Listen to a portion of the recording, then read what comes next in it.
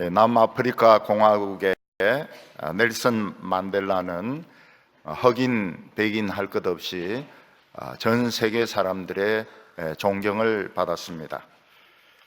넬슨 만델라는 이 백인에 대한 항거하는 무장 조직에 가담했다 하는 이유로 루손 섬에 있는 감옥에서 26년을 감옥에서 보내게 됩니다. 백인 간수는 만델라에게 너는 이 섬을 살아서 떠나지 못할 것이다 하는 협박을 많이 했습니다. 그러나 만델라는 그 감옥 안에서 운동을 많이 했습니다. 제자리 뛰기도 많이 하고 팔굽혀펴기도 많이 하고, 그래서 감옥 안에서 26년을 보내었지만 그 젊었을 때 권투도 했는데 젊었을 때보다 훨씬 더 몸이 좋아져서 감옥에서 나오게 되었습니다. 근데 그가 감옥에 갇혀 있을 때 이 만델라가 자꾸 이제 유명해지게 되니까 백인들은 이 만델라를 죽여야 되겠다. 그래서 죽일 계획을 세웠습니다. 그래서 흑인 한 명을 매수를 해가지고 지금 탈출 계획이 다 준비가 되어 있다고, 그냥 당신은 우리 따라서 나가기만 하면 된다고, 그리고 탈출 계획을 알려주었습니다. 근데 실제로는 백인들이 저격을 하려고 죽이려고 준비를 하고 있는 그 함정이었습니다. 그때 넬슨 만델라가 가만히 생각하기를 내가 그래도 흑인 지도자인데 내가 이런 식으로 비겁하게 탈옥을 해가 되겠나, 내가 감옥에서 나가도 당당하게 나가야지 비겁하게 이렇게 탈출은 나는 하지 않겠다. 그렇게 해서 이 사람이 따라 나가지 않았습니다. 그래서 만델라는 죽지 않습니다. 만약 만델라가 속 좁은 생각을 해가지고 당장의 그 유익을 위해서 지금 탈출을 해가지고 또 무장봉기를 하고 백인들과 싸우고 뭐 이런 생각을 했더라면 그는 틀림없이 총에 맞아 죽었을 겁니다. 그래도 내가 지도자인데, 내가 지도자가 이렇게 비겁하게 탈출을 해가 되겠느냐. 그래 안 나가는 바람에 그 백인들이 죽이려던 암살 계획은 실패를 하게 됩니다. 그리고 그 뒤에 세월이 많이 흐른 후에 이 사람은 노벨상을 받게 되고 당당하게 감옥에서 나가게 됩니다. 그리고 대통령 선거에 당선이 되어서 자기는 대통령이 되고 그 대통령은 백인은 부통령이 됩니다. 그렇게 해서 이 백인들과 흑인들의 이런 갈등들을 참 어느 누구도 하지 못했던 그 갈등을 해결을 합니다. 그때 그가 내세운 원칙이 무엇인가 하면 백인들이 흑인을 고문하고 강간하고 죽였던 모든 사실은 다 밝혀라. 그렇지만 처벌은 하지 않는다는 겁니다. 그때 그 자기들의 한 행위들이 다 발표가 될 때 백인들이 자기들을 죽여달라고 막 애원을 했는데 절대로 죽이지 않았습니다. 그러나 모든 사실은 다 이야기했습니다. 만델라는 이 복수하지 않는 정신을 가지고 오래 지속되었던 이 백인과 흑인과의 갈등을 해결을 했던 것입니다. 아프리카에 가면 코끼리 같은 이런 큰 짐승도 있고 표범도 있고 사자도 있습니다. 이런 맹수들은 다른 짐승을 잡아먹고 다른 짐승을 발로 밟고 아주 이렇게 하지 자기들이 잡아먹히지는 잘 않습니다. 그런데 이런 맹수들에게 제일 무서운 것은 사람입니다. 미력군들이 이렇게 쳐놓은 그 눈에 잘 안 보이는 철사에 걸리면은 결국 사자도 죽고 그리고 표범도 죽고 코끼리도 죽습니다. 이 얽히면 거기서 풀려나지 못해서. 그래서 이 밀렵군들이 쳐놓은 그 올무를 찾아가지고 그 관리하는 분들이 많이 다니면서 그걸 찾는데 그래도 또 와서 설치하고 또 설치하고 이렇게 해서 맹수들의 숫자들이 자꾸 줄어들고 있다고 합니다. 존 번연이 쓴 철로역정을 보면 크리스찬이 천성기를 바라보고 떠난 지 얼마 되지 않아서 발을 잘못 디디어서 절망의 늪에 빠지게 됩니다. 이 더운 지방은 늪은 겉으로 보면 단단하게 보이지만은 속에 물이 엄청나게 있기 때문에 한번 빠지면 이제 점점 빠져들어서 결국은 죽습니다. 코끼리들도 못 나와요. 늪에 빠지면 코끼리들도 빠져 죽습니다. 사람도 물론 못 나오죠. 그 늪에 한번 빠지면 사슴 이런 것들도 빠져나오지를 못합니다. 근데 한 번은 어떤 그 프로를 보니까 어떤 사람이 늪에 빠졌는데 마침 옆에 그 공사를 하고 있어가지고 포크레인으로 이 사람을 떠가지고 건져내는 것을 본 적이 있습니다. 이 크리스찬과 연약이란 두 사람은 이 장망성을 떠나서 천성길로 가다가 이 늪에 빠지게 됩니다. 그 연약은 자기가 온 쪽으로 막 몸부림을 치고 헤엄을 치고 이렇게 해서 장망성으로 돌아갑니다. 근데 크리스찬은 어떻게 하든 천성길로 가려고 글로 막 가려고 애를 쓰는데 짐까지 지고 있어가지고 죄의 짐까지 지고 있어가지고 점점 더 깊이 늪속으로 빠지게 됩니다. 그때 그 모습을 보고 도움이라는 사람, 헬프라는 사람이 보고 손을 내밀어 가지고 건져내어서 결국은 크리스찬이 목숨을 건지고 천성길을 가게 됩니다. 얼마 전에 어떤 분이 펀드 투자를 했는데 제일 안전한 나라가 어느 나라일까? 그래서 독일이 안전할 거다 그래가지고 독일에 펀드 투자를 했습니다. 근데 독일이 경제가 좋지를 못해요. 1억 원을 투자했는데 원금 이자하고 다 없어지면서 빵원이 됐습니다. 빵원. 독일을 믿어서는 안 되는데 설마 독일 경제가 망하겠느냐? 1억 원이 빵원이 된 겁니다. 빵원. 망한 거죠. 완전 망한 건데 그 돈은 무슨 어디서 찾을 수도 없고 누구에게 하소연할 수도 없는 겁니다.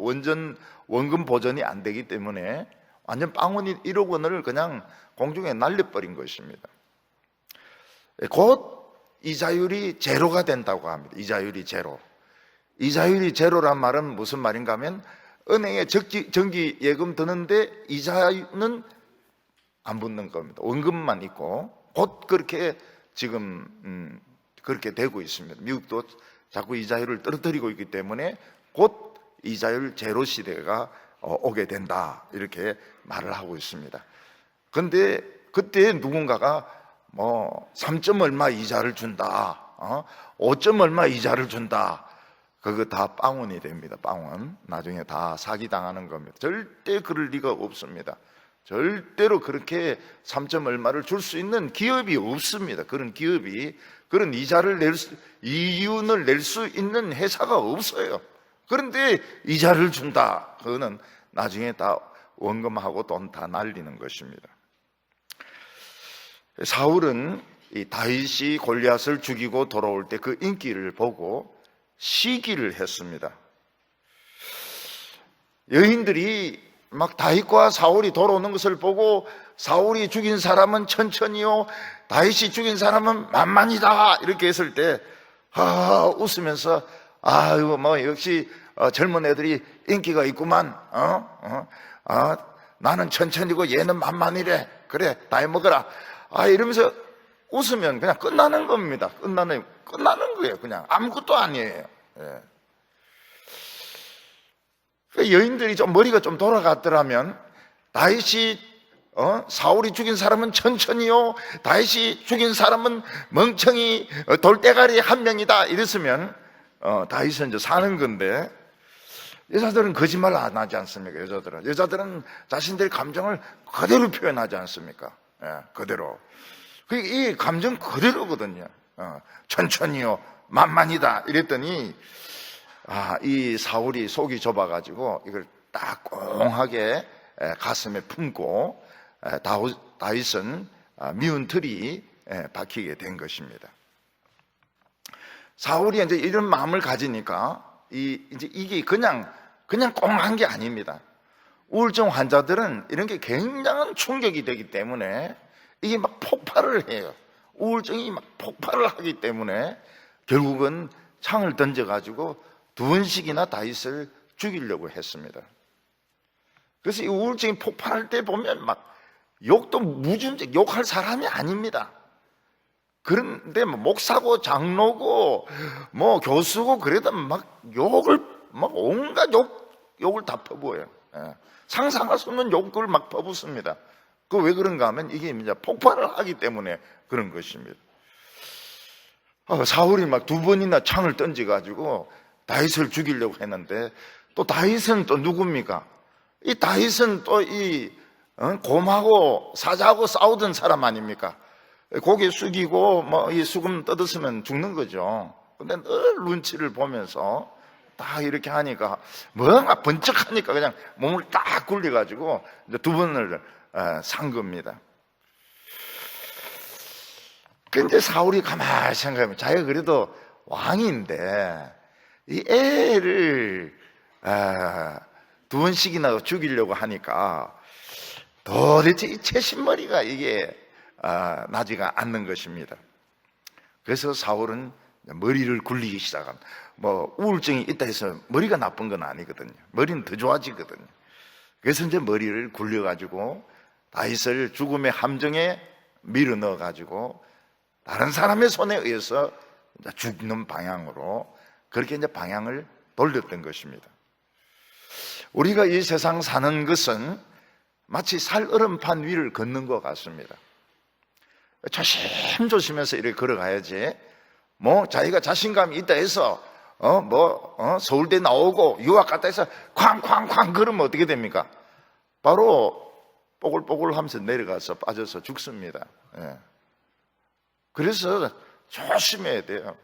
절벽 끝을 걸어갈 때도 조심조심 걸어가야 되는데, 내가 뭐 장관이다 쾅쾅 걸어가다가 밑에 떨어지면 빼도 못 찾는 것입니다. 그래서 죽으면 뭐가 됩니까? 살얼음판에 빠져 죽고 절벽에서 쾅쾅 걸어가다가 떨어져 죽는 걸 뭐라고 말합니까? 개죽음이라고 그럽니다. 개죽음. 그거는 잘 죽는 게 아니에요. 개죽음이죠. 그렇게 죽을 필요가 없는데 죽는 것은 개죽음인 것입니다. 그래서 우리 크리스찬들은 너무 유명해지는 거, 너무 높아지는 거, 이거 조심해야 됩니다. 왜냐하면 개죽음 당할 가능성이 있기 때문입니다. 오늘 첫 번째로 사울 왕은 딸을 미끼로 사용해서 다윗을 죽이려고 합니다. 딸을 미끼로 사용한 사울입니다. 사울 왕은 처음 골리앗과 싸울 때 모든 이스라엘 백성들이 겁을 집어먹고 아무도 나서지 않는 바람에 아마 경품을 걸었던 것 같아요. 골리앗과 싸워서 이긴 사람은 딸을 주겠다, 상품을 주겠다, 세금을 면제시켜 주겠다. 그러니까 이 또 다윗이 경품에는 또 얼마나 관심이 많습니까? 근데 교인들 중에서도 보면은 제비를 뽑으면 꼭 뽑히는 사람이 뽑아요. 한 번도 뭐가 안 걸리는 사람이, 안 걸린 사람 영원히 안 걸립니다. 영원히 안 걸려요. 저는 어디에 놀러 갔을 때 보물찾기 해가지고 보물이 걸린 적이 없어요. 보물이 걸린 적이 없어요. 근데 딱 한 번 있습니다. 작년 일부가 어디 갔을 때 그 보물을 보이게 막 놔놨더라고요. 그래서 막 주워가 보니까 막 소쿠리, 다라이 막 그렇더라고요. 그래가지고 할머니들 주니까 할머니들이 막, 우리 목사님 신령하다고, 목사님은 막 보물을 정말 잘 찾는다 이러면서 막, 그때 뭐 할머니들 얼마나 좋아하는지 막 그때 여러 장 건졌어요. 그게 그 전에도 없었고 그 후에도 없었고, 보물이라는 거 뭐 보물 찾기라고 하는 것을 찾아본 적이 없어요. 그때 한번 참 그때 참 많이 찾았어요, 보물을. 예. 그러니까 이 다윗이 또 경품 이런 데는 또 눈이 반짝반짝하는 겁니다. 예, 보물찾기, 제비뽑기 이런 건 또 굉장히 이 다윗이 막내 아닙니까? 막내들은 또 다 그런 걸 좋아하거든요. 예. 우리 부목사들 중에서도 일본 뽑기를 잘하는 사람들이 있더라고요. 예. 그래가지고 우리 청년부 체육대회 가지 않습니까? 그럼 자전거도 타오고, 그 다음에 또 딴 것도 타오고, 꼭 타오더라고요. 예. 그거 보면 또 생긴 게 타오게 생겼어요. 그런 쪽에 굉장히 관심이 많아요. 지금은 없어요. 지금은 없습니다. 지금은 여기는 존재하지 않습니다. 딴 데 있어요. 근데 꼭 그렇게 뽑게 생겼어요. 예. 근데 딴 데 가도 그렇게 잘 뽑더라고요, 그거를. 그거 참 희한해. 예.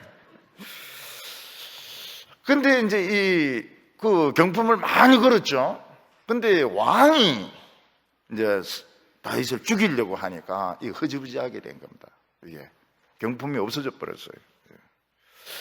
뭐 여자 부른 노래 때문에 다윗을 죽이려고 막 참 던지고 이런데 거기에 경품이 어떻게 됩니까? 이래 눈치 없었다가는 살지는 못하죠. 그 다윗은 뭐 경품도 못 받고 그렇지만 자관 천부장까지는 올라갔습니다. 천부장까지. 예. 상당히 높은 자리였습니다. 그러니까 사울이 이제 다윗을 죽이려고 생각하니까 그 카드가 생각이 나는 거예요. 경품이 생각이 나는 겁니다. 그래서 그 카드를 다시 꺼냅니다. 다시 꺼내가지고 다윗을 함정에 빠뜨리려고 하는 겁니다. 18장 17절을 보면 사울이 다윗에게 이르되 내 딸 메랍을 내게 아내로 주리니 오직 너는 나를 위하여 용기를 내어 여호와의 싸움을 싸우라 하니 이는 그가 생각하기를 내 손을 그에게 대지 않고 블레셋 사람들의 손을 그에게 대게 함이라 하였더라. 왕은 다윗에 대하여 아주 무서운 계획을 가지고 있었습니다. 그 계획이 무엇인가 하면 다윗이 자기에게 무한 충성을 해서 마음에 들게 해라는 겁니다. 마음에 들게 해라. 마음에 들면은 내 딸 메랍을 아내로 주겠다, 부인으로 주겠다 하는 것입니다. 원래는 골리앗을 죽이는 사람에게 딸을 주려고 했는데 너무 쉽게 전쟁이 끝나는 바람에 이제는 그건 좀 골리앗으로는 좀 부족하다. 골리앗으로는 좀 부족하니까 이제는 무한 충성을 해라. 무한 충성을 하면 내 마음에 딱 들면 그때 메랍을 주겠다 하는 것입니다. 이 무한 충성이라는 게 참 무서운 겁니다. 이 뭐 죽자 살자 덤벼드는 거거든요. 죽자 살자 덤벼들어가 마음에 딱 들게 하는 것이 이게 무한 충성인 것입니다. 대개 이제 높은 데 있는 사람들이 이제 그 밑에 있는 사람들을 사실 의심을 많이 하거든요. 그 충성심을 유발하려고 하면 어떻게 합니까? 우리가 생각하는 것 완전히 달라요. 우리는 실력 있는 사람 뽑아가지고 뭐 일 맡기면 잘할 것 같아요. 전부 지장사 다 합니다. 전부 지장사를 다 하기 때문에 절대로 그렇게 하는 사람이 없습니다. 어떻게 합니까? 실력 쥐뿔도 없는 걸 딱 장관으로 시키는 거예요. 그러면은 눈이 뒤집어지는 겁니다. 국장도 안 되는 사람을 장관으로 시켜주는 거예요. 그러면 자기의 신조, 양심, 자기의 모든 다른 사람이 뭐라 다 버립니다. 전부 다 버립니다. 자기에게 이런 자리를 줬는 눈이 뒤집어지죠. 그래가지고 모든 걸 다 책임을 집니다. 욕도 다 얻어먹고 거짓말도 다 하고 그리고 끝까지 충성을 하는 거예요. 왜냐하면 그 자리가 너무 좋기 때문에. 그런 것이 이제 홍위병 방식입니다. 홍위병이 그런 방식을 써요. 마오쩌둥이 그런 방식을 쓴 겁니다. 홍위병들이 다 속았죠. 홍위병들이 그래가지고 뭐 학자들 다 두드리 잡고 죽이기도 하고 감옥에 넣기도 하고 그 공산당 그 별들을 다 감옥에 넣고 두들기 패고 죽이고 그렇게 했습니다. 그래가지고 사람들 많이 죽었어요. 학자들 많이 죽었습니다. 딱 건드리지 못하게 한 것은 공대만 못 건드리게 했습니다. 공대 교수들만. 공대, 뭐 철학가, 뭐 이런 것들, 말 가지고 떠드는 것들 다 감옥에 넣고 죽이고 그러겠습니다. 그러니까 이 마오쩌둥이 공대를 신뢰를 했어요. 그래서 지금 우주선을 날리고 있지 않습니까? 그리고 곧 핵을 개발하거든. 핵을 개발하거든. 그리고 그 관료들이 공대 출신들이 많아요. 공대를 신뢰를 했어요. 마오쩌둥이.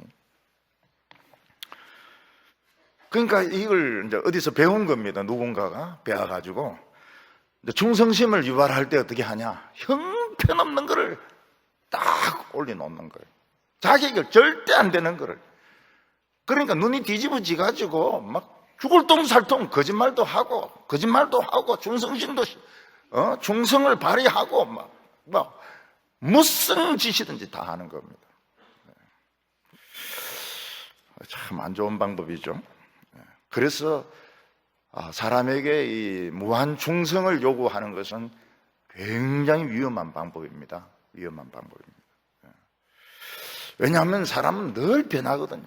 이랬다 저랬다 하는 인간에게 무한 충성을 한다는 것은 이거는 양심을 버려야 되고 도덕도 버려야 되고 상식도 버려야 되고 오로지 자리만 생각해야 됩니다. 자리만. 그러면은 이제 사위를 삼겠다는 겁니다. 너가 영혼도 팔아먹고 양심도 팔아먹고 상식도 팔아먹고 무한 충성을 하면 매랍을 주겠다. 만약 높은 회장님이 그런 제안을 했단 말입니다.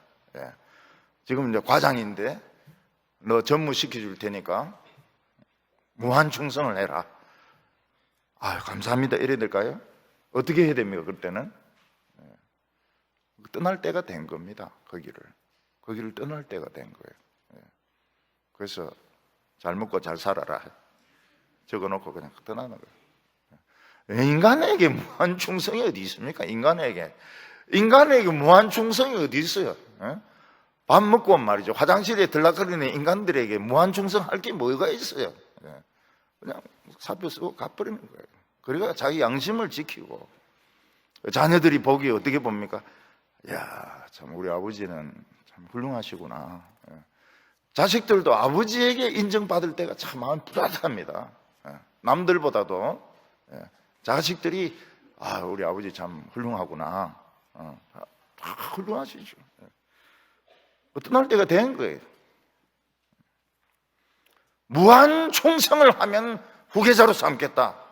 예, 알겠습니다. 그럼 나와버리는 거예요. 인사할 필요도 없고 나와버려야 돼요. 왜냐면 그건 미친놈이니까. 근데 이제 그런 걸 딱 보고 이제 그 뒤에서 무한 충성을 하는 사람들이 생깁니다. 신조도 바꾸고 주장도 바꾸고 거짓말도 하고. 그 사람들 늦었어요. 왜냐하면 그때는 벌써 아첨하는 사람들이 굉장히 많습니다. 눈에 들 리가 없어요. 그리고 위에 있는 사람들이 모를 리가 없습니다. 저놈 한 자리 하고 싶은 모양이구나. 응? 내가 네 속을 다 알지. 벌써 늦었어요. 그게 정치라고 하는 것은 참 희한합니다. 희한해. 이 사울은 다윗이 너 사위를 삼겠다. 이 시골, 이 진짜 시골 촌놈 아닙니까? 우리로 치면은 어성에서 저 한 2시간 들어가야 되고 말이죠. 그런 촌놈을 그냥 대통령 사위로 삼는다. 뭐 미친 듯이 충성할 줄 알았죠. 근데 다윗이 안 걸려듭니다. 안 걸려들어요. 18절에 보면 다윗이 사울에게 이르되 내가 누구며 이스라엘 중에 내 친속이나 내 아버지의 집이 무엇이기에 내가 왕의 사위가 되리까 하였더니, 다윗이 믿기에 안 걸려들어요. 이게 사위 시켜준다 이러면은 골리앗을 죽인 공도 있겠다. 막 죽을 둥 살둥 덤벼들 것 같은데 안 걸려들어요. 네. 그 왜 그럴까요?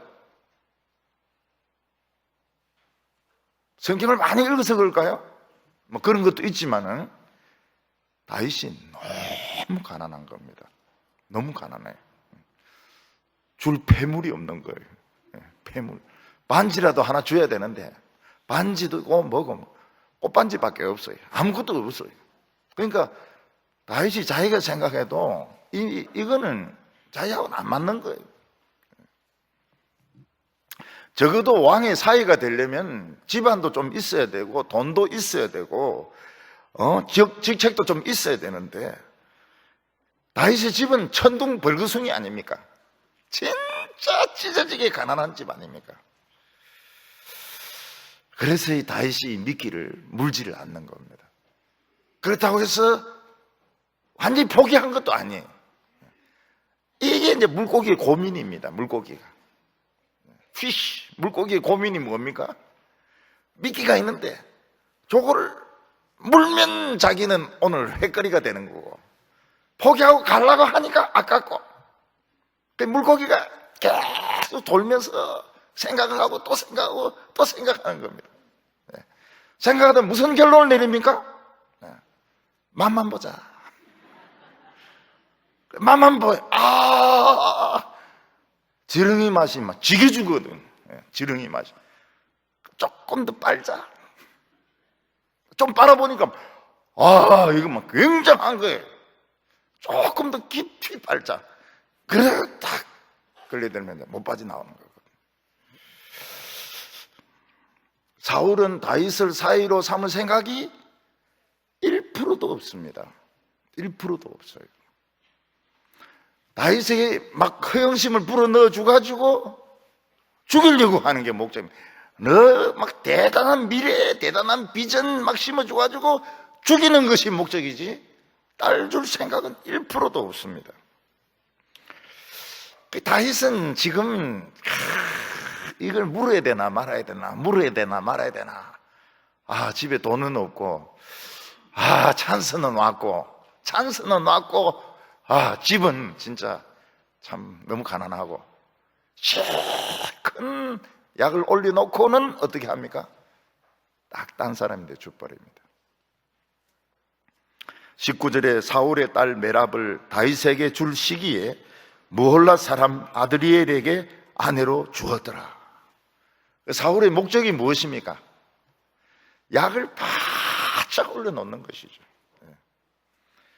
그래서 딸을 줄 것처럼 이렇게 해놓고는 날짜까지 정해놓고 날짜까지도 정해놓고요. 충성이 조금 부족하네? 이러면서 딱 딴 사람 죽여버리는 거예요. 그러니까 다윗은 약이 바짝 올라간 겁니다. 왕의 사위가 될 뻔했는데, 장관이 될 뻔했는데, 총리가 될 뻔했는데, 흐트러져. 약이 바짝 올라간 거예요. 집이 너무 가난하니까 참 이런 좋은 찬스가 왔는데 자기 놓쳤다고 생각이 되는 겁니다. 그러니까 다윗이 침체가 됐어요. 굉장히 침체가 된 겁니다. 사실은 침체된 게 사는 건데 사람이 그걸 압니까? 정말 좋은 찬스인데 참 좋은 기회였는데 돈이 없어가지고 놓쳤단 말이죠. 지금 살아있는 게 이게 기적이거든요. 그 미끼를 안 물었던 게 그게 다행이거든요. 근데 다윗은 그걸 몰라요. 다윗은 세상 물정에 하나도 모르는 사람이었습니다.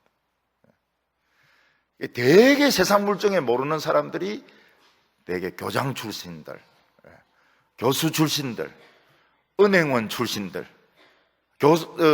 군인 출신들, 전문적인 이 사기단들이 있습니다. 사기단들. 퇴직금 노리고요. 교장 선생님이 얼마나 아는 게 많습니까? 물정 하나도 모릅니다. 교수님들 몰라요. 경제과 교수님이 물정을 하나도 몰라요. 그리고 군인들 진짜 물정 모릅니다. 그래가지고 그냥 넘어가는 거예요. 그냥 넘어가는 거예요. 사기꾼인데 넘어가는 겁니다. 다윗이 양치던 게 물증을 어떻게 합니까? 그 사울의 그 계산법을 어떻게 압니까? 굉장히 침체가 되었어요. 미끼는 안 물고 살아남았는데 이게 좋은 건지 모릅니다. 두 번째로 사울왕이 또 미끼를 던집니다. 사울왕도 자기가 그 사랑하는 큰딸을 다윗에게 줄 생각은 없었습니다. 그래서 막 양만 바짝 올려놓고 김치국물만 실컷 마시게 해놓고는 딴 사람인데, 돈 많은 사람인데 죽버린 거예요. 근데 다윗에게 또 기회가 오게 되었습니다. 그게 뭔가 하면 이제 그 밑에 딸이 있는데 그 밑에 딸이 다윗을 좋아하는 겁니다. 사랑한다 했지만 뭐 그런 단계, 요즘같이 연애하는 이런 단계는 아니고 좋아하는 것 같아. 좋아하는 것 같아. 아마 큰딸 메랍은 인물도 굉장히 잘생기고 콧대도 높았던 것 같아. 그래서 아예 처음부터 다윗을 싫어했던 것 같아. 그래도 강제로 시킬 수는 없지 않습니까? 공주를. 저런 가난하고 저 못생긴 거하고 결혼해라고. 뭐 자기는 안 한다고 이래 하니까 메랍은 아예 상대가 안 됐습니다. 여자분들은 어떤 사람들을 좋아할까요?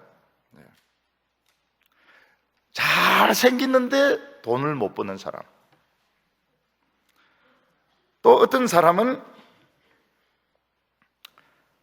못생겼지만은 공부는 잘하는 사람. 키도 작고 못생겼지만 공부는 잘해.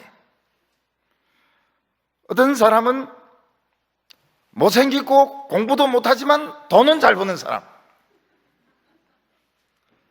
그 누굽니까? 누구를 택하겠어요? 그 셋 중에서 제일 고생하는 사람이 누굽니까? 잘생겼는데 돈 못 버는 사람하고 결혼하면 참 고생 많이 하죠. 보험 설계사도 해야 되고요. 화장품도 팔아야 되고, 참 인물만 빨아먹을 수도 없고, 제일 고생하는 게 잘생겼는데 돈을 못 버는 사람하고 결혼하면. 근데 못생겼는데 돈 잘 버는 거는 괜찮죠. 그거는 못생긴 거는 지가 못생겼지. 부인은 이제 아우디 이런 거 해가 팍 타고 돌아. 부인 남편 타지 마라 그래. 남편 타지, 자리 베린다고 타지 마라. 자기 혼자 막 아우디 사가지고 막 다니고. 못생겼지만 공부 잘하는 것도 그건 괜찮아요. 교수하고 있으니까. 자주 안 만나면 되잖아요. 월급은 꼬박꼬박 가져오니까. 교수니까. 교수니까. 남들에게 소개만 안 시키면 되잖아요. 사울의 두 번째 딸이 이게 아직 어리니까 물정을 모르는 거예요. 그러니까 이 가난하지만 이제 씩씩한 용사를 좋아한 겁니다. 근데 그 신하들 중에서 또 또 딸들, 뭐 아들들 그 눈치 보는 그 간신들 있잖아요. 그 눈치를 딱 챘어요. 그래서 사울에게 쫓아가가지고 이 미갈이 다윗을 좋아하는 것 같다고. 미갈 그 방에 가보니까 막 다윗 이름도 적혀 있고 막 그림도 막 붙어 있고 이런데 아무래도 좋아하는 것 같다고.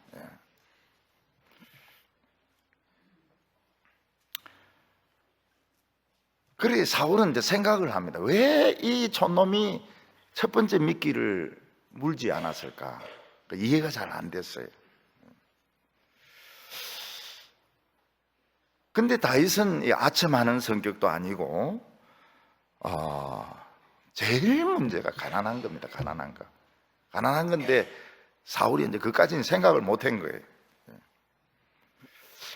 사울은 이제 두 번째 딸 가지고는 이제 확실히 죽이려고 다윗을 불러가지고 사이될 기회가 없는 건 아니다. 사이될 기회가 없는 건 아니다. 뭐 딸도 하나 있다. 이러면서 또 슬슬 다윗에게 바람을 넣었습니다. 그리고 다른 신하들을 통해 가지고 왕이 둘째 딸은 아무것도 안 본다더라. 그 집안 돈 아무것도 안 본다더라. 그냥 블레셋 사람들 100명 죽이고 성기, 블레셋 사람 성기 100개만 잘라오면 된다더라. 이런 소문을 퍼뜨리는 것입니다. 이제 이번에는 좀 구체적으로 미끼를 던진 것이죠. 다윗이 두 번째 미끼에 걸려듭니다. 왜냐하면 한번 해볼만 하다고 생각했거든요. 돈이 아니면 한번 해볼만 하다고 생각했거든. 어떤 청년들은 그러면 공부만 아니면 한 해볼만 하다 이런 청년이 있어요. 공부만 아니면 막 축구나 뭐 야구나 공부만 아니면 한번 해볼만 하다. 다윗은 이제 돈만 아니면 해볼만 하다고 생각한 겁니다. 그러니까 미끼를 물어요. 20절과 21절 보면 사울이 미끼를 이제 먼저 던집니다. 사울의 딸 미갈이 다윗을 사랑하며 어떤 사람이 사울에게 알린지라 사울이 그 일을 좋게 여겨 스스로 이르되 내가 딸을 그에게 주어서 그에게 올무가 되게 하고 블레셋 사람의 손으로 그를 치게 하리라 하고 이에 사울이 다윗에게 이르되 내가 오늘 다시 내 사이가 되리라 하니라. 사울은 기회가 없는 건 아니다. 또 작은 딸이 있으니까 사이가 될 수 있다. 그렇게 이야기를 합니다. 그리고 이제 다른 신하들이 막 부추깁니다. 왕도 너를 좋아하지, 다른 신하들도 너를 좋아하지, 왕의 이 두 번째 사이가 될 사람은 너밖에 없다. 되게 그 말이 굉장히 위험한 말입니다. 위험한 말. 너밖에 없다. 이번에 국회의원 나갈 사람은 너밖에 없다. 이번에 장관 될 사람은 너밖에 없다. 총리 될 사람은 너밖에 없다. 굉장히 무서운 말입니다. 그때 다윗이 막 펄쩍 뜁니다. 왕의 사이가 되는 게 이게 쉬운 일인 줄 아느냐. 왕의 신하가 되려고 그러면 돈이 있어야 되고 집안이 있어야 되고 또 가문이 괜찮아야 되고 이런데 내가 말이지 가진 게 뭐가 있다고 신하 되라고 하느냐. 그때 사울이 딱 정답을 알아채야 된 겁니다. 왜 다윗이 첫 번째 미끼를 물지 않았는가? 돈이 없기 때문이라는 걸 안 겁니다. 돈이 없기 때문이라는 걸 알았어요. 돈이구나. 어차피 이제 죽이려고 하는 거니까요. 이놈이 돈이 없으니까 미끼를 못 물었구나. 그래서 사울이 이제 신하들에게 소문을 퍼뜨립니다. 왕은 두 번째 사이에게는 아무것도 원하지 않는다. 돈도 원하지 않고 집안도 원하지 않고 뭐 예물도 원하지 않고 예단도 필요 없고 아무것도 필요 없다. 그냥 블레셋에 대한 복수심으로 블레셋 사람들 성기 100개만 잘라오면 그냥 사이가 된다고. 그 사울은 삼손이 아닌 다음에는 100명을 죽일 수가 없거든요. 그러니까 100명 죽이려고 덤벼들다가 자기가 죽을 거니까 그 미끼를 던진 것입니다. 근데 다윗이 이런 걸 또 좋아해요. 이런 거 경품, 제비뽑기 이런 걸 좋아하는데 이런 기회는 돈만 아니면 이제 한번 해볼 만하다고 생각해가지고 왕이 정해준 날이 다 되었을 때 밤에 부하 몇 명을 데리고 블레셋 진을 간 겁니다. 그래서 100명을 죽였어요. 100명을 죽이고 성기를 다 잘랐습니다. 옛날에는 뭐 코를 자르고 있는데 그거는 뭐 확실하게 성기를 잘랐어요. 근데 성기를 헤아리다가 그냥 잘못 헤아려가지고 98개인데 100개라고 될 수도 있고 그러면은 왕이 야 2개 모질한다. 너 사임 어때? 이럴 수 있으니까 다윗은 이제 확실히 하고 싶은 거예요. 확실히. 또 막 들고 오다가 뭐 한 10개 흘릴 수도 있고 말이죠. 그래서 아예 그냥 확실하게 200명을 죽인 겁니다. 200명을. 200명을 죽이고 성기 200개를 잘란 거예요. 그럼 뭐 한 10개 흘려도 한 190개는 남아있으니까 이거는 뭐 100개는 넘는 거거든요. 100명은 넘는 거거든요. 예. 그래서 200개를 구해가지고 200명을 블레셋 군대 200명을 죽여가지고 생식기, 성기 200개를 이제 비닐로 몽다리는 그때는 없었을 것이고 마대 자루에 넣어가지고 이걸 가지고 온 겁니다. 200개 왕 앞에서 둘 200개 확실히 100개는 넘어요. 요나단이 이걸 알았더라면 엄청 화를 냈을 겁니다. 너는 하나님의 기름 부음을 받은 자인데 너 자신을 왜 그렇게 과소평가하고 너 자신을 너무 과소평가하고 결혼이 뭔데 미갈이 뭔데 그 결혼하려고 넌 죽음의 함정에 들어가느냐. 이 요나단은 아는 사람이거든요. 이 성령의 사람의 귀중함을 아는 사람이거든요. 여러분 청년들 중에서 천재가 있는데 앞으로 노벨상 탈 사람인데 동네 깡패들 패싸움 하는데 그거 끼가지고 정의를 구현하기 위해서 막 식칼 가지고 싸우고 이러는데 자기는 또 짱돌 가지고 싸우고 그래 할 필요가 없는 거예요.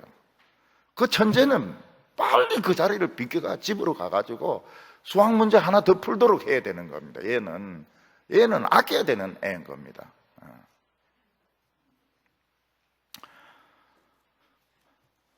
근데 다윗은 이 자존감이 높질 못해요. 그러니까 그냥 사위 하나 되려고 사울왕이 사위 되려고 죽음의 함정으로 들어가가지고 100명을 죽이는 것도 굉장히 위험한데 200명을 죽이는 것은 위험이 4배나 늘거든요.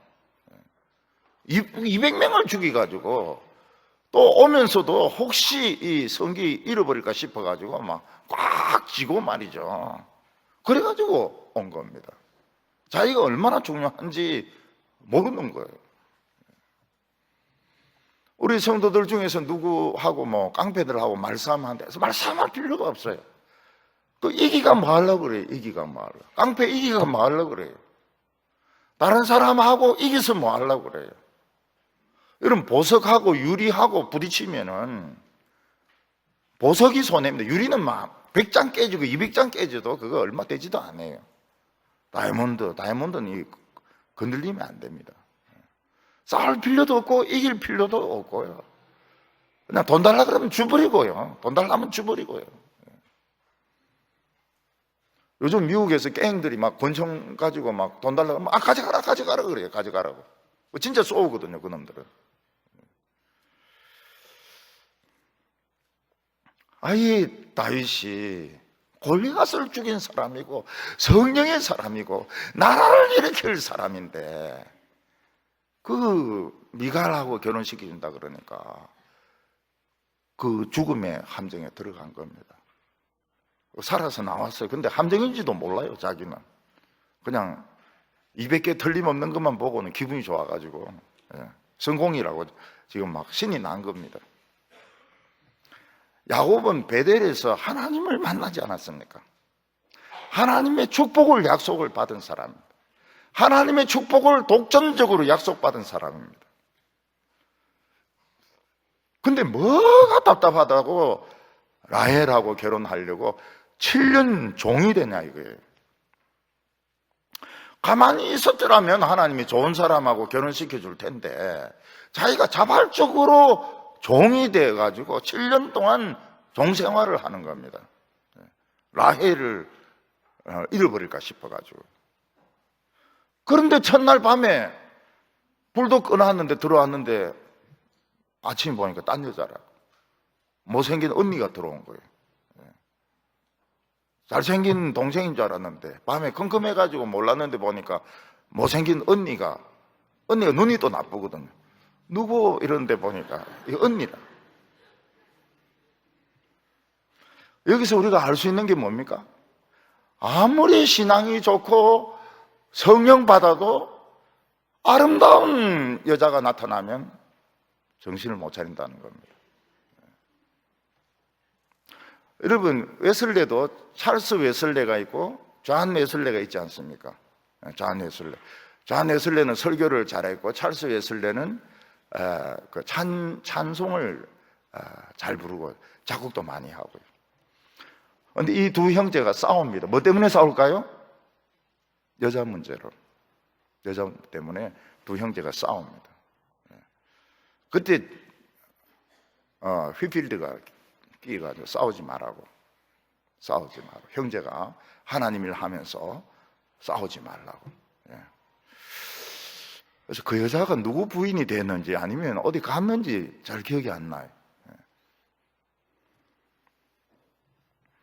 아무리 신앙이 좋은 사람도 여자다 이러면 막 죽음의 함정에도 들어가는 거예요.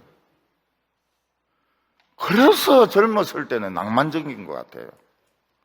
젊으면 낭만이라 죽음의 함정에도 들어갑니다. 지금 제 나이 되면 죽음의 함정 들어갑니까? 절대로 안 들어갑니다. 죽을 놈은 죽고 살 놈은 살고, 그리고 이쁜 것도 잘 몰라요. 이쁜 것도 어떻게 보면 다 이쁜 것 같고 어떻게 보면 다 못생긴 것 같고. 근데 젊었을 때요, 제가요 참 미쳤습니다. 진해수 훈련 받으면서 토요일마다 서울에 올라왔으니까요. 왜 서울에 올라왔겠습니까? 토요일마다 여자가 있으니까. 그래서 여자 집에서 왜 결혼을 서둘렀는가? 고속버스비가 아까워서 결혼을 서둘렀다는 그 학설이 있더라고요. 근데 요즘 사람들은 하나님 대해서 할 말이 많습니다. 목사님은 기다리라 이렇게 말하지만 기다리니까 하나님이 안 주시더라는 거예요. 좋은 사람 준다 하는데 사실은 신앙만 좋고 못생긴 여자를 주더라는 거예요. 레아가 들어오더라는 거예요. 레아가. 사실은 레아가 부인 될 뻔했거든요. 레아가 믿으면 있어요. 라헬은 성깔만 있고요. 그 남자들도 그런 이야기를 합니다. 하나님 믿고 기다렸더니 예쁜 여자하고 결혼할 줄 알았더니 그렇지가 않더라는 거죠. 근데 야곱은 머리 굴리도 결국은 못생긴 여자 들어왔어요. 자그한 이 다윗은 자기가 성령의 기름 부음을 받은 사람인데도 불구하고 결혼을 위해 가지고 죽음의 함정에 들어갔다 나옵니다. 성공적으로 200개 구애가 나와요. 그렇지만 너무 무모하고 너무 미련한 짓이었고, 그리고 미갈하고 결혼 생활이 행복하지가 않아요. 첫 단추가 안 맞았어요. 첫 단추가 맞으면 다음 여자가 필요가 없다고요. 근데 여자가 자꾸 생겨요. 자꾸 여자를 구해요. 왜냐하면 첫 단추부터 안 맞았던 겁니다. 오늘 세 번째로는 기름 부음 받은 가치가 어느 정도 되느냐 하는 것입니다. 다윗은 베들레헴에서 양치는 목자로 있을 때 선지자 사무엘이 와서 기름을 붓고 그는 성령의 사람이고 장차 왕이 될 수 있는 사람이라는 것을 약속을 했습니다. 그런데 다윗은 그 미갈하고 결혼하기 위해서 왕의 딸 아닙니까? 왕의 딸 공주님하고 결혼하기 위해서 이 기름 부음을 헌신삭처럼 버립니다. 헌신삭처럼 버리고 죽음의 함정으로 들어가요. 죽어도 좋다는 거예요. 미갈하고 결혼하기 위해서는. 그 모든 원인이 열등감에 있습니다. 다윗은 열등감이 있습니다. 여자에 대한 열등감이 있어요. 또 나중에 보면 이 장애에 대한 열등감도 있습니다. 그래서 예루살렘을 공격할 때 장애인을 살려야 되는데 오히려 장애인을 죽입니다. 왜냐하면 놀림을 많이 받았던 것 같아요. 그리고 여자들이 다윗을 남자로 취급을 안 했던 것 같아요. 널 꼬마 이러면서 여자들이 같은 나이라도 여자들이 더 키가 요즘은 보면은 여자들이 북한은 더 심합니다. 북한은 여자들이 훨씬 키가 커요. 남자들은 한 150밖에 안 돼요. 그러니까 상대가 잘 안 되죠. 자기 열등감 때문에 목숨 바쳐서 이 여자를 사랑하려고. 그래서 젊은 게 좋긴 좋은 것 같아요. 왜냐하면 젊으면 미칠 수가 있으니까요. 근데 늙으면 미쳐지지가 않아요. 사랑이 안 돼요. 사랑이 안 돼요. 죽음의 함정에 절대로 안 들어갑니다. 절대로 죽음의 함정에도 안 들어가고 뜨거운 탕에도 안 들어가고 절대로 위험한 짓 안 해요. 벌써 가슴이 식어가고 있기 때문에. 근데 젊었을 때는 막 무모한 짓을 많이 하죠. 진짜 무모한 짓을 많이 하는데 그게 재미가 있기도 하고 위험하기도 하고 그래도 또 젊으니까 그렇게 하는 겁니다. 결국은 그 성기를 구해왔기 때문에 결혼을 시킵니다. 사울이 이제 어떻게 안 시킬 수가 없어요. 억지로 결혼을 시킵니다. 근데 사울은 언젠가는 죽이려고 마음먹고 있고 다윗도 이 미갈과의 결혼이 행복하지가 않았습니다. 왜냐하면 미갈이 성깔이 있는 데다가 믿음이 없어요. 믿음이 없어요. 우리 제 앞에 있던 김덕신 목사님은 성경 50번 읽은 여자하고는 무조건 결혼한다고 결심을 했습니다. 그런데 사모님 만나서 물어보니까 50번 읽었다는 거예요. 그래서 막 그냥 결혼을 해버린 겁니다. 근데 사모님은 그 50번인지 모르고 5번인 줄 알았다는 거예요. 그래서 5번짜리 하고 결혼을 했어요. 행복했죠? 5번이라도 읽었으니까요. 저는 아예 그런 조건 없습니다. 한 번도 안 읽어도 좋아요. 한 번도 안 읽어도 좋아요. 솔직해야지. 한 번도 안 읽어도 좋아요. 사람만 순하면 되니까. 그래서 하나님의 백성들은 자기보다 조금 못한 사람하고 결혼하는 게 좋아요. 자기보다 조금 못한, 자기가 키가 크면은 더 키 큰 사람하고 결혼하면 지붕을 뚫어버리잖아요. 그러니까 조금 키가 작고, 자기가 막 배우같이 생겼으면은 또 좀 못생긴 거 하고 결혼하고요. 둘 다 잘생겨 보세요. 그럼 애가 뭐가 됩니까? 애가 이 공부는 안 하고 탤런트만 되려고 이래 할 건데. 그래서 조금 못한 사람하고 결혼하는 게 좋아요. 조금 못한 사람. 그래야 뭘 안 한다? 도망을 안 갑니다.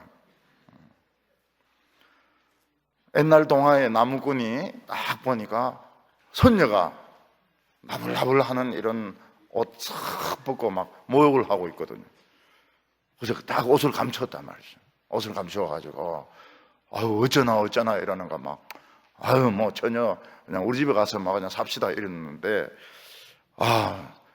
새 날 때까지는 그 옷 보여주면 안 된다 그랬는데 하도 마음이 급해가지고 둘 났는데 옷을 보여주니까 막 옷 확 입고 막 그냥 애 하나씩 끼고 확 날아가 버렸지 않습니까?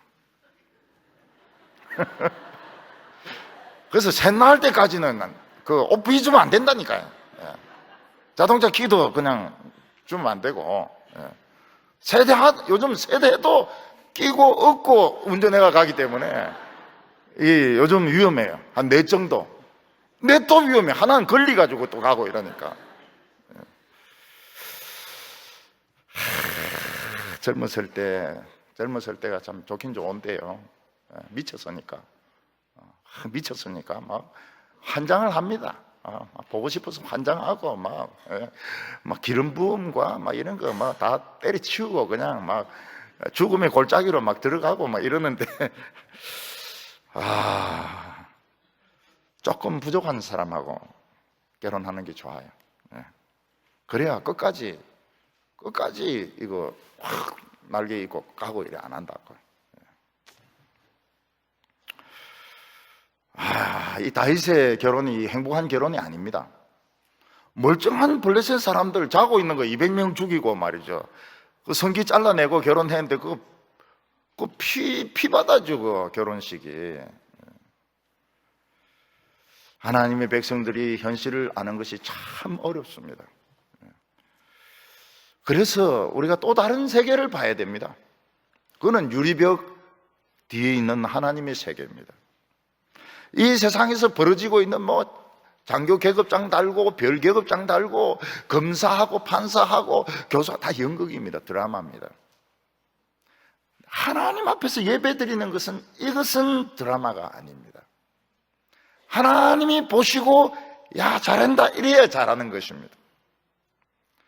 다윗이 하는 짓은 이거는 굉장히 위험한 짓이었어요. 너무너무 위험한 짓이었습니다.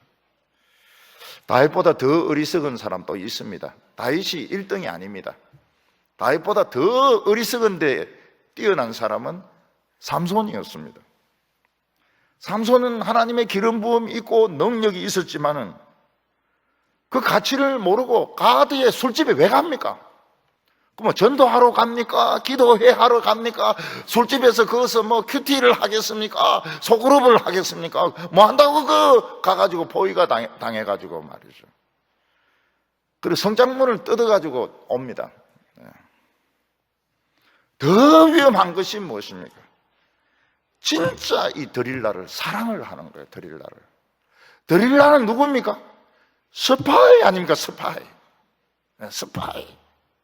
007이 사랑에 빠지는 거 봤습니까? 절대로 안 빠집니다. 지는 그래도 절대로 안 빠져요. 007은 007 007입니다. 대만의 장성들이 미인계에 빠져요. 대만의 장성들이 미인계에 빠져가 비밀 넘겨줘가지고 많이 체포되었습니다.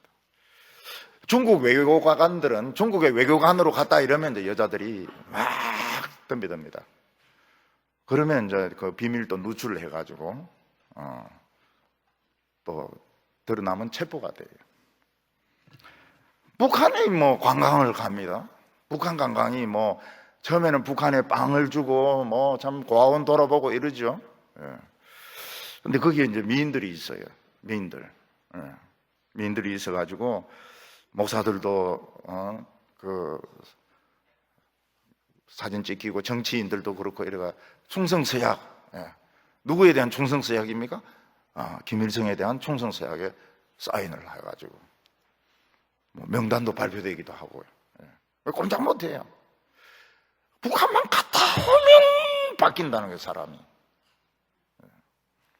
그것만 갔다 오면은 작아서 사람이 막 완전히 바뀌는 해가닥 한다. 뭐 한다고 그래? 교회에서 신방할 때도 많고 말이죠. 장로들, 목사들 이런 사람들이 그 교인들 돌볼 때도 많고 아픈 사람도 많고 암환자들도 있고 막 암도 이 암 저 암 다 있는데 뭐 한다고 그래? 쓸데없이 외국 돌아다니고 이렇게 하냐 이게. 자상이 좋지 못하면 자꾸 돌아다닙니다.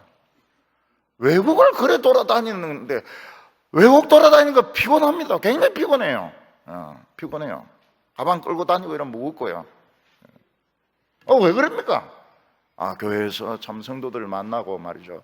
같이 막 찬양도 하고 말이죠. 율동도 하고 말이죠. 할머니들 막 율동 굉장히 잘하시더라고요. 우리는 보석입니다, 보석. 저는 제일 싫어하는 게 목사들 막 어울리가지고 놀러 다니기는 굉장히 싫어합니다. 그러다가 사고 나면은 노예 하나가 없어지지 않습니까? 그 노예 하나가 없어지지 않습니까? 전에 우리 버스 타고 갔는데 제목이 뭐냐면 우리 중이거든요. 중시찰. 근데 어떻게 보면 중사찰 이렇게 볼 수도 있어요. 그래서 어떤 사람이 와서 어디서 오셨습니까? 어느 사찰에서 오셨습니까? 중사찰에서 왔습니다. 참, 한 번씩은 그럴 수도 있죠. 약한 교회도 있고 이러니까 그럴 수도 있지만은, 목사가 교인들 돌보고 성경을 읽고, 그보다 더 중요한 것이 어디 있습니까? 여러분, 아무것도 아닌 거 가지고 싸우지 마세요. 그리고 이기지 마세요.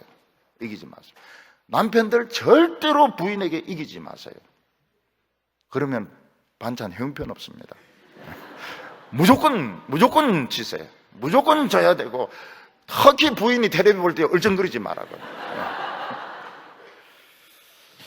그래서 자신의 사명을 잘 지키는 우리 성도들 되시기를 바랍니다.